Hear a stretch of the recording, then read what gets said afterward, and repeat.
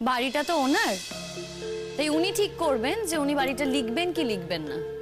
ওনাকে কেউ জোর করতে পারো না, সেটা পুরোপুরি ওনার ডিসিশন। এখন তোমরা বিবেচনা করো তোমরা কি করবে করবে না। হ্যাঁ, এখন তোমরা যদি এ বাড়িতে থাকতে না চাও সেটা আলাদা ব্যাপার। তোমরা যদি এখন বলো এ বাড়ি থেকে চলে যাবে, সেটা পুরোপুরি তোমাদের ব্যাপার। মা কিন্তু বারবার একটা কথাই বলছে যে সবাই মিলে একসঙ্গে থাকতে পারো। এবার সবাই মিলে যদি তোমরা একসঙ্গে থাকতে না পারো, সেটা পুরোপুরি কিন্তু তোমাদের প্রবলেম। মায়ের কোনো প্রবলেম না, মায়ের কোনো সমস্যা না। সব ব্যাপারে তোমাকে কথা বলতে হবে কেন? মা আর ছেলে কথা বলছে, কই আমি তো ঢুকছি না। তুমি ঢুকছো না কারণ তোমার স্বার্থের কথা উঠছে। আমার তো কোনো স্বার্থ নেই, তাই আমি কথাটা বলছি। আর আমি যতদিন এ বাড়িতে আছি, আমি থাকতে কিন্তু পলাশ এ বাড়ি তুমি মাকে দিয়ে লেখাতে পারবে না। আমি বাধা দেবই। তুমি কে? তুমি এই বাড়ির কে যে তুমি এত বড় বড় কথা বলছো? তোমার আর আমার দাদার তো ডিভোর্স হয়ে গেছে। দাদার ওই চাকরির লোভেই তো তুমি আমার দাদার কাছে ছুটে এসছো।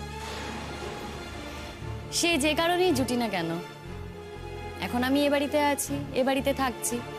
আর তাছাড়া এখন আমি তোমার দাদার লিগ্যাল ওয়াইফ, আমার তো অধিকার আছে আর আমার কথার দামও আছে। আর সেই কথার দাম তোমাদের দিতে হবে বই কি। প্রতীক্ষা,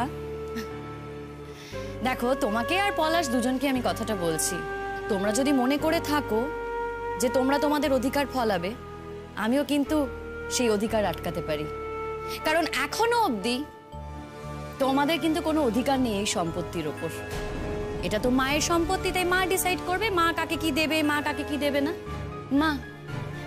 মা তুমি ওদের প্রথম দিনই বলে দাও যে তুমি এ বাড়ি ভাগ করতে চাও না। কারণ এখন যদি তুমি পরিষ্কার করে না বলো ওদেরকে, ওরা বারবার তোমাকে বিরক্ত করবে।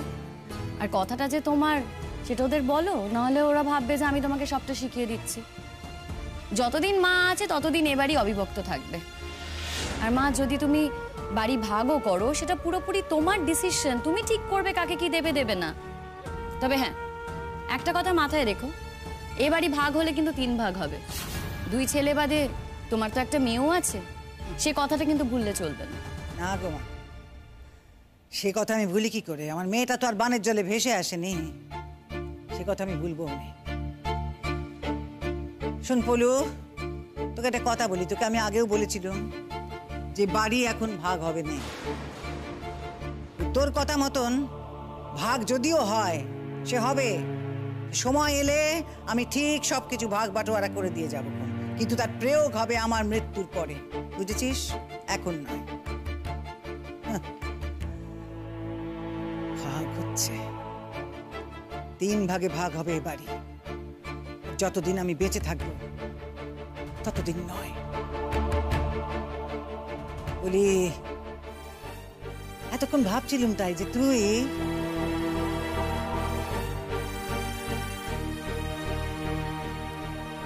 আরই ভালো ছেলে রে, মায়ের একেবারে যোগ্য ছেলে তুই। শুনছিলুম তখন থেকে মায়ের মুখের সামনে দাঁড়িয়ে দাঁড়িয়ে একই কথা বলে যাচ্ছিস, তুমি আর কতদিন বাঁচবে, তুমি মরে গেলে কি হবে। বলিও কি কথা, আমি যত তাড়াতাড়ি যাই তত তাড়াতাড়ি তোর লাভ বুঝে। হ্যাঁ,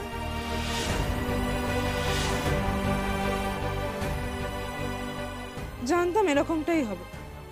আর কথা বলে লাভ নেই পলাশ, কিভাবে ব্রেন ওয়াশড বুঝতে পারছো তো? দেখো, আমি যেটা বলি সেটা কিন্তু লেগে যায়। হ্যাঁ, যাকগে, আমি একটা কথা বলে রাখি, আমি কিন্তু এই মহিলার সঙ্গে এক বাড়িতে থাকতে পারবো। এই মহিলা বলতে আমার কথা বলছো তো? আমার সাথে এক বাড়িতে থাকতে পারবে না? এ বাবা, তাহলে তো তোমার এই বাড়িতে থাকা হবে না। কারণ আমি তো এই বাড়িতেই থাকবো, আমার স্বামী অসুস্থ তো, তাই আমাকে এই বাড়িতেই থাকতে হবে। এই স্বামী স্বামী করো না তো তুমি, এই স্বামী স্বামী করে না সতী সেজো না। অন্য লোকের সঙ্গে ঘুরে বেরিয়েছো, সবাই জানে তোমার কীর্তি, এখানে সবাই জানে। কিন্তু দেখো, আমার এত কীর্তির পরেও আমি এ বাড়ির বউ হয়ে এসেছি, তাও আমাকে সবাই ভালোবাসে। কিন্তু তোমায়, তুমি তো সতী, তারপরেও দেখো তোমাকে কেউ ভালোবাসে না, তোমার কথা কেউ শোনেও না ঠিক করে। যাই হোক প্রতীক্ষা, আর কথা বাড়িও না, যাও না গিয়ে একটু চেঞ্জ করে নাও। খাবারটা রেডি আছে, খাবার দিচ্ছি, তাড়াতাড়ি খেয়ে নিও। হ্যাঁ, কারণ বাকি সব কাজ তো আমাকেই করতে হবে, করে তোমার দাদার ঘরে যেতে হবে। তোমার দাদাকে তো আবার বেশিক্ষণ একা রাখা যায় না। চেঞ্জ করে নাও।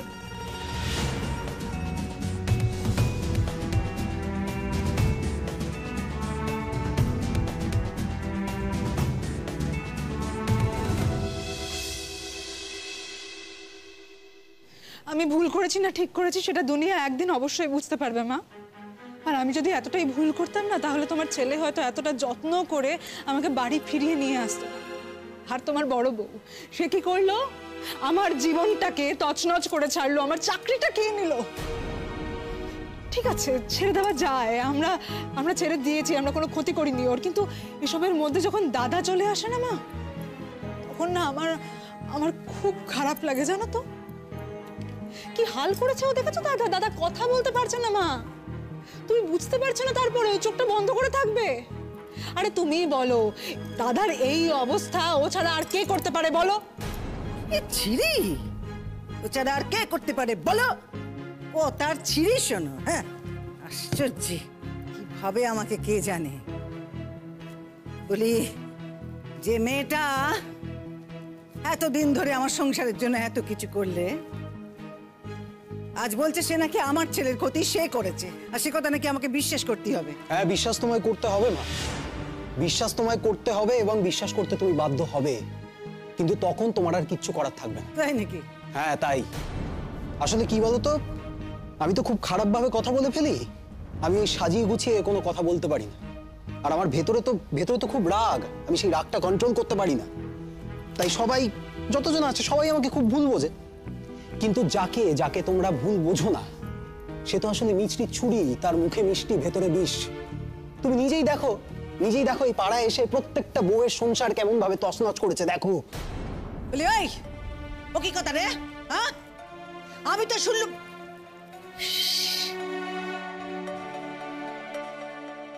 আমি কি শুনলাম জানিস?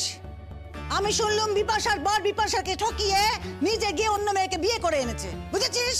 হ্যাঁ, করেছে, ওর বর বিয়ে করেছে, কিন্তু করলো কেন? আগে তো করেনি, ওরা তো ভালোই ছিল আগে। এই সব কিছু তো নতুন ঘটনা। এই মেয়ে এই পাড়ায় আসার পরে সব কিছু ঘটছে। সুচরিতাদির সংসারেও অশান্তি। তাহলে তুমিই বোঝো মা, তুমি কেমন মেয়েকে এখানে নিয়ে এসছো। আর অন্যদিকে বিপাশাদি, তার সংসারটাও তো গেল ধ্বংস হয়ে। ওদিকে তাকে বাড়ি ছেড়ে বেরিয়ে আসতে হলো, আর বাকি রইল শীর্ষা। আসলে কি বলতো, ওর তো নিজের সর্বনাশ হয়েছে, তাই বাকি প্রত্যেকের সর্বনাশও করবে। আর একটা কথা কি বলো তোমা, এটা তো তুমিও জানো যে শতদ্রুর সঙ্গে ওর বিয়ের কথাটা কত দূর এগিয়েছিল। আর তোমার ছেলেকে ও বিয়ে করেছে কোনো উপায় না পেয়ে, সেটা তো তুমি মানবে, এটা তো অস্বীকার করার কোনো জায়গা নেই। আর এখন শতদ্রুকে ও কি বলে বুঝিয়েছে সে কি আর আমরা জানি না? সেটা তো তোমার সামনে স্বীকার করবে না ও। তা কি বলে বুঝিয়েছে শুনে? মা, তুমি বুঝতে পারছো না। আচ্ছা, তুমি আমাকে একটা কথা বলো, শতদ্রুর বিয়েটা কেন ভাঙলো? ওর জন্যই তো। ও শতদ্রুর সঙ্গে ঘোরাফেরা করতো, সেই জন্যই ওদের বিয়েটা ভেঙেছে। আমার কথা বিশ্বাস হবে না তো তোমার? ঠিক আছে, আমি তোমাকে একদিন শতদ্রুর মায়ের কাছে নিয়ে যাব। শতদ্রুর মা তোমাকে পরিষ্কার করে বলে বুঝিয়ে দেবে সত্যিটা কি। আজকে শতদ্রুর বাড়িতে যা অশান্তি হচ্ছে তার কারণ কিন্তু ও। এখন শতদ্রুকে বুঝিয়েছে আগে বরের চাকরিটা নিই, তারপর আমি তোমাকে বিয়ে করতে পারবো। বরটাকে হাপিস করে তোমাকে বিয়ে করতে পারবো। যেখানে যাচ্ছে সেখানে অশান্তি করছে। তা না হলে তুমি ভাবো, দাদার মতন একজন মানুষ কেউ যদি কিডন্যাপ করে না নিয়ে যায়, তাহলে এমনি এমনি একটা মানুষ হাপিস হয়ে যাবে? বাপরে বাপরে বাপরে বাপরে বাপ! এই কি বলছিস নাকি রে? হ্যাঁ, কি বলছিস কি তোরা? বলি, তোর দাদাকে কে তুলে নিয়ে যাবে? ধাক্কা খেয়েছে, রাস্তায় বেরিয়ে গাড়ির ধাক্কা খেয়েছে, বুঝেছিস? গাড়ির ধাক্কা খেয়েছে তো কি প্রমাণ আছে? কি প্রমাণ আছে যে গাড়ির সামনে কেউ ধাক্কা দিয়ে ওকে ফেলে দেয়নি মা? আর দাদা এতই শকড হয়েছে যে ও তো কোনো কথাই বলতে পারছে না, এই জন্যই তো হয়েছে। বাপরে বাপরে বাপরে বাপ! এত করেছে মেয়েটা, এত করেছে। আমি প্রতিজ্ঞা করেছি যে বৌমাকে আমি আর ভুল বুঝবো না, ব্যাস। হ্যাঁ মা, কারণ তুমি ওর বাইরেটাই দেখেছো, ভেতরটা দেখোনি। ও যে এইসব করেছে না, তার পেছনে কি উদ্দেশ্য সেটা তুমি জানো না। আর ও যদি এগুলো না করতো, তাহলে দাদা ওকে চাকরিটাও দিত না, আর টাকা পয়সা কিচ্ছু দিত না। ও তো এখন মহারানী। আর তুমি কি ভেবেছো বলো তো, কি ভেবেছো ও তোমায় দেখবে? ওই, তুই কি মনে করেছিস হ্যাঁ? কে আমাকে দেখবে কি দেখবে না তার জন্য আমি বসে আছি? কারুর টাকার দরকার নেই আমাকে, কারুর না। তার মানে তোমার ছেলের রোজগারে তোমার কোনো অধিকার নেই, তাই তো? না, দাদা তো একটা ভুল করেইছে যে নিজের চাকরিটা ওকে দিয়ে দিয়েছে। সেই ব্যাপারে তো আমি কোনো কথা বলিনি, কারণ আমি জানি আমি যদি তখন কোনো কথা বলতাম তাহলে দাদা রিঅ্যাক্ট করবে। আর আমার বলারই বা কি ছিল বলো? আমি সেই জন্য সত্যি কিছু বলতে চাইনি। কি যায় আসে আমার? যা হয়েছে ভালোই হয়েছে। এবার তুমি দেখ, তোমার ছেলে, তুমি বিচার বিবেচনা করবে, তোমাকেই বুঝতে হবে। কেন আমি একা বুঝতে যাবো কেন? হ্যাঁ, তুমি এই বাড়ির ছেলে না, দায়িত্ব তো তোমারও আছে, তোমাকে সে দায়িত্ব নিতে হবে না? সে দায়িত্ব তো তুমি নিতে পারোনি। মার কি একটা ছেলে নাকি? হ্যাঁ, সব দায়িত্ব সে নেবে? কখনো নিজে দায়িত্ব নিয়েছো? তুমি কিন্তু মাকে কোনোদিন কোনো আশ্বাস দাওনি। আশ্বাসটুকু তো দিতে পারতে নাকি?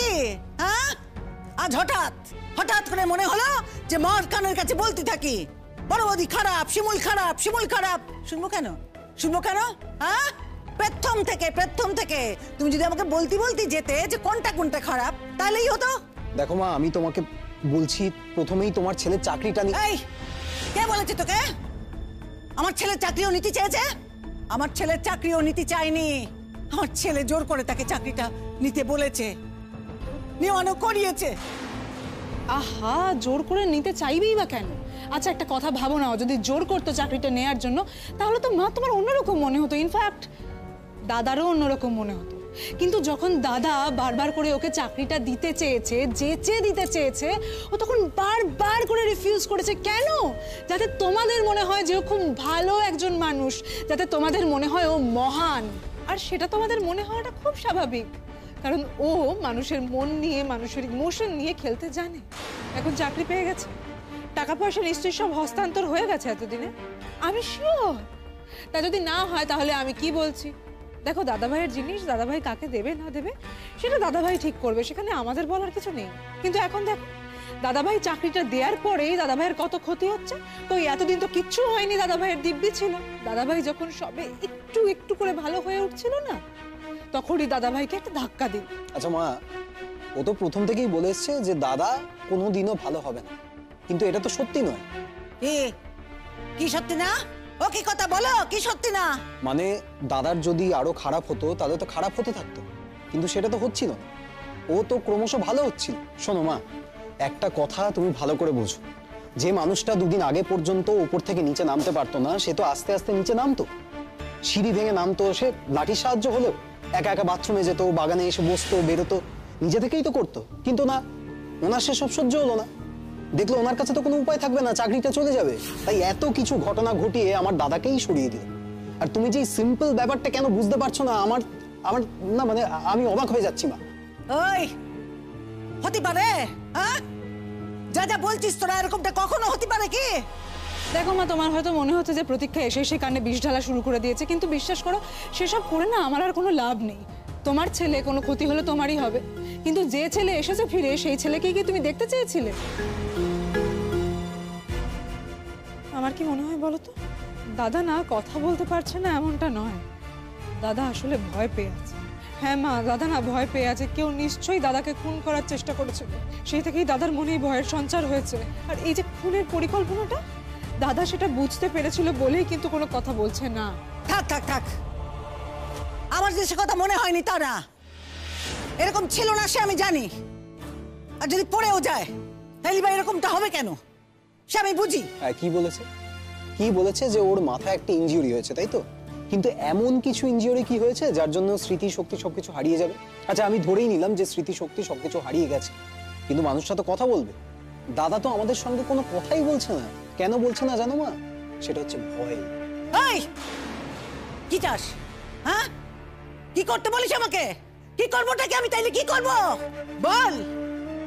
তোমার ছেলের ক্ষতি হচ্ছে শুনে তোমার তো উচিত ছিল তাকে দুহাত দিয়ে আগলে রাখা। তা না করে তুমি কি করলে মা? তোমার ছেলের বউকে পুরোপুরি বিশ্বাস করলে। আরে বাবা, তোমাকে তো বুঝতে হবে, সে তো একজন বাইরের লোক, তার জীবনেও তো প্রচুর কেস আছে। যদি সত্যি সে সাধু হতো তাহলে তো অন্য কোনো ছেলের সাথে প্রেম করতে যেত না, তাকে বিয়েও করতে যেত না। আচ্ছা ঠিক আছে, তার একটা সম্পর্ক কাজ করেনি, ঠিক আছে মেনে নেওয়া যায়, কিন্তু তার তো সম্পর্ক বিয়ের আগে থেকেই ছিল।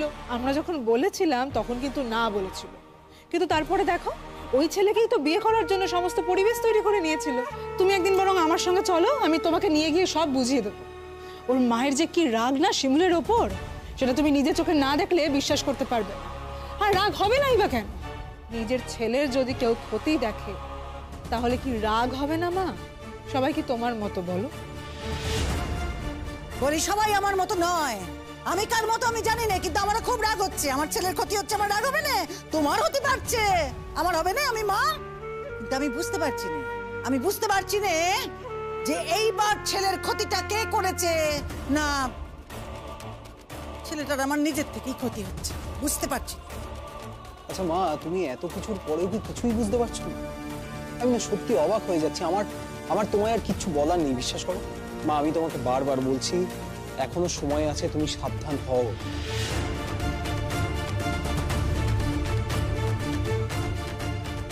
মা, স্কুলে বেরোচ্ছি মা। তোমরা বোধহয় সবাই মিটিংয়ে ব্যস্ত। আরে এতদিন পরে বাড়ি ফিরেছি, মায়ের সাথে একটু কথা বলছি, এর মধ্যে আবার ব্যস্ত অব্যস্তর কি হলো বুঝতে পারছি না। মা, স্কুলে বেরোচ্ছি বলেই বলছি তোমাকে, সব রান্না বান্না না আমার হয়ে গেছে। তুমি একটু তোমার বড় ছেলেকে খাইয়ে দিও, না খাওয়ালে তো ও আবার খেতে পারে না। আসছি। বোমা, এই শোনো তো, বলি যার স্বামী এত অসুস্থ, সবেমাত্র বাড়িতে এসেছে, সে তাকে ফেলে স্কুলে যায় কি করে আমি শুনি?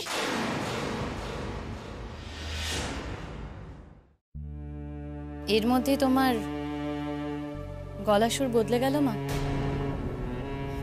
দেখো, আমি তো কাজে নতুন জয়েন করেছি, তাই এখন ছুটি নেওয়াটা সম্ভব নয়। আমাকে স্কুলে যেতেই হবে। চাকরিটা তো আমার দাদার দয়া। সে যার দয়াই হোক না কেন। হ্যাঁ, দয়া করে হয়তো আমি চাকরিটা পেয়েছি, কিন্তু দয়া করে তো আর চাকরিটা রক্ষা করতে পারবো না। নতুন চাকরি ছুটি পাওয়া সম্ভব না, সেটা অন্তত তোমাদের বোঝা উচিত। আর স্কুলে 25শে বৈশাখ, সামনেই অনুষ্ঠান, তাই আমাকে আজ যেতেই হবে। আজ কেন, আমাকে রোজই যেতে হবে। মা, তোমার ছেলেকে শুধু খাওয়ানোর কথা, এইটুকু তুমি করে দিতে পারবে না? আমি কি পারবো না পারবো আমি বুঝে নেবো বৌমা, কিন্তু তুমি কি পারছো সেও তো আমি দেখলুম। দেখতে পাওয়ারই তো কথা। সকাল থেকে সব রান্না বান্না করেছি, তোমার ছেলেকে সামলেছি, তোমার ছেলেকে দেখে রেখেছি, তার মাথা ধুয়ে দিয়েছি, গাছ পাঞ্চ করে দিয়েছি, খাবারও খাইয়েছি, ওষুধপত্রও দিয়েছি। আচ্ছা মা, এই বাড়িতে তো আরো লোক আছে, সব দায় কি আমার? আর কারোর কোনো দায় নেই? পলাশ, তোমারও তো দাদা হয়, তা তুমি কি করছো? তুমি সারাদিন তোমার বউয়ের সাথে গল্প করে বেড়াচ্ছ। তাই এটা কি গল্প করার সময়? গল্প তো আর করছো না, আমার নামে কান ভারী করছো। দেখেছো মা কি ধরনের কথাবার্তা বলছে? আমি নাকি ওর নামে কান ভারী করছিলাম? সত্যি কথা বলাকে যদি কেউ কান ভারী মনে করে থাকে, তাহলে থাকতেই পারে, আমার কিচ্ছু যায় আসে না। কিন্তু আমার দাদার এই অবস্থার জন্য যে দায়ী, সেটা আমাকে জানতে হবে। জানার চেষ্টা করো, বুঝলে? তবে কি বলো তো, তোমাদের এই সমালোচনার মধ্যে না আমি থাকতে পারবো না। তোমাদের যে জানার পদ্ধতিটা, এটার মধ্যে আমি পার্টিসিপেট করতে পারবো না। আমাকে তো বেরোতে হবে, আমার স্কুলে যাওয়ার আছে, আমার দেরি হয়ে যাচ্ছে। যাকে বৌমা, আজকে স্কুলে গিয়ে ওই হেডমাস্টারকে বলবে তোমার স্বামীর এই অবস্থা, তুমি এখন স্কুলে যেতে পারবে না। দেখো, ওই লোকটা সব বুঝবেন, উনি তো পরাগের চাকরিটা তোমাকে দিয়েছেন, উনি অনেক দয়া করেছেন আমাদের উপরে। তুমি আজকে গিয়ে পরিষ্কার করে বলে দেবে যে তুমি এখন কটা দিন স্কুলে যেতে পারবে না। তোমার স্বামীর কি অবস্থা উনি জানেন। আমার বয়স হচ্ছে বৌমা, আমি না পরাগকে এখন একা একা সামলাতে পারি না। আমার সামলানোর কিন্তু কিছু নেই, ওকে শুধু একটু খাইয়ে দেবে, খাইয়ে দিলেই ও ঘুমিয়ে পড়ে। তুমি এইটুকু করতে পারবে না? বললুম তো আমি এখন ওপর নিচ করতে পারবো না, তুমি বরং কাল থেকে ছুটি নিয়ে নাও। তোমাকে তো আমি বুঝিয়ে বললাম না, এটা আমার পক্ষে সম্ভব না। দেখো, তোমার পক্ষেও যদি সম্ভব না হয়, তাহলে একটা লোক রাখতে হবে। পেমেন্ট তোমার ছেলেই করবে, মানে তোমার ছেলের দেওয়া চাকরি তো আমি করছি, সেখান থেকে পেমেন্ট দেওয়া হবে। সেই লোক না হয় তোমার ছেলেকে খাইয়ে দাইয়ে দেবে। তুমি শুধু একটু দেখো ঠিক মতো খাওয়াচ্ছে কিনা, এইটুকু করলেই হবে। কিন্তু ওর খাওয়ার সময়টা আমি কোনোভাবেই থাকতে পারবো না মা, আমার পক্ষে সম্ভব না। আসছি মা। দেখলে মা, তোমার কথার কিন্তু কোনো দাম নেই ওর কাছে। না না, ওর কাছে অনেক বেশি দরকার ওই চাকরিটা টিকিয়ে রাখা। ওর স্বামী থাকলো কি থাকলো না, টিকলো কি টিকলো না, তাতে ওর কিচ্ছু এসে যায় না। কিন্তু ওর মূল উদ্দেশ্য হচ্ছে ওই চাকরিটা টিকিয়ে রাখা মা, সেটা তুমি বুঝতে পারছো তো?